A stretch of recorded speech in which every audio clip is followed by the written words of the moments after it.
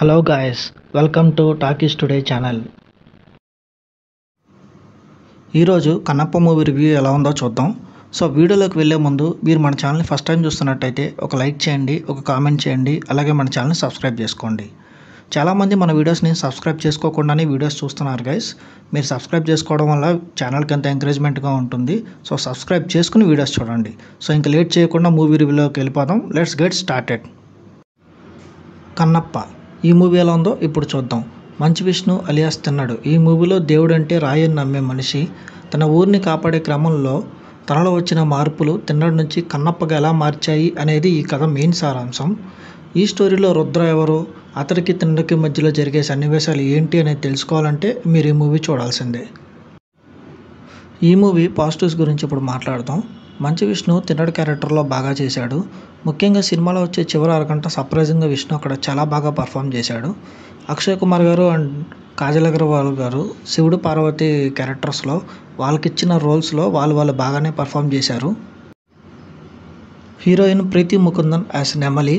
First హాఫ్లో వచ్చే love స్టోరీలో తనకి మంచి స్క్రీన్ టైం దొరికింది.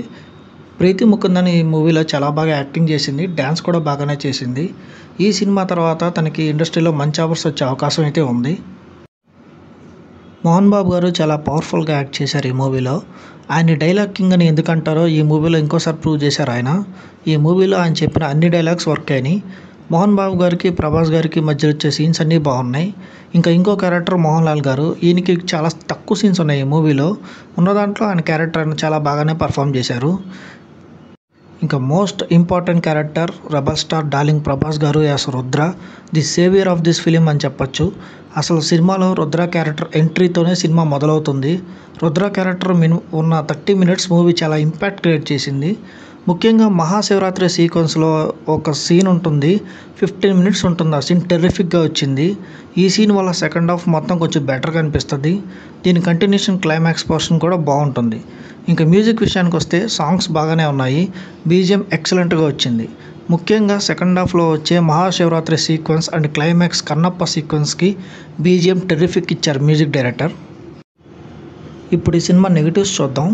ఈ మూవీకి మెయిన్ నెగిటివ్ వచ్చేసి మూవీ చాలా లెంతీ ఫీల్ ఇస్తుంది. ముఖ్యంగా ఫస్ట్ హాఫ్ కంప్లీట్గా ఫ్లాట్ నరేషన్లో వెళ్తుంది.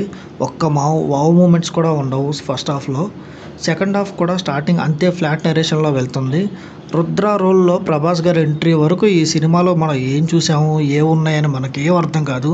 అంతా ఒక ఫ్లాట్ నరేషన్లో బోరింగ్గా వెళ్తూ ఉంటుంది. ఇంకా ఈ మూవీలో విఎఫ్ఎక్స్ అయితే అసలు అనుకున్నంత ఇంపాక్ట్ క్రియేట్ చేయలేదు. ఈ మూవీ డైరెక్టర్ ముందు మహాభారతం అనే సీరియల్ తీశాడు. అట్లాగే ఈ సినిమాని ఫస్ట్ హాఫ్ మొత్తం సీరియల్ లాగా నరేట్ చేశాడు. మనకు అది చాలా బోరింగ్ ఇస్తుంది. ఇది ఒక డివోషనల్ మూవీ. ఇలాంటి మూవీస్లో ఎమోషనల్ సీన్స్ చాలా ఇంపార్టెంట్. ఈ మూవీలో ఎమోషనల్ సీన్స్ అస్సలు వర్క్ అవ్వవు, చాలా ఆర్టిఫిషియల్గా అనిపిస్తాయి. ఓవరాల్గా మీరు డివోషనల్ మూవీ లవర్స్ అయితే లాస్ట్ 1 hour కోసం ఫస్ట్ హాఫ్ను భరించి ఈ మూవీని చూడొచ్చు. డార్లింగ్ ప్రభాస్ గారి ఫ్యాన్స్ అయితే మీరు రుద్ర క్యారెక్టర్ కోసం ఈ మూవీ చూసేయచ్చు. ప్రభాస్ గారు is the only best thing in the film. ఫైనల్గా మన టాకీస్ టుడే ఛానల్ వాళ్ళు ఈ మూవీకి ఇస్తున్న రివ్యూ 2.5/5 భయ్యా.